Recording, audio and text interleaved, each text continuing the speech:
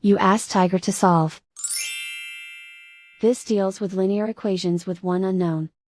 The final result is x equals 19/20. Let's solve it step by step. Group all constants on the right side of the equation. Add 3/4 to both sides. Combine the fractions. Combine the numerators. Reduce the zero numerator. Simplify the arithmetic. Find the lowest common denominator.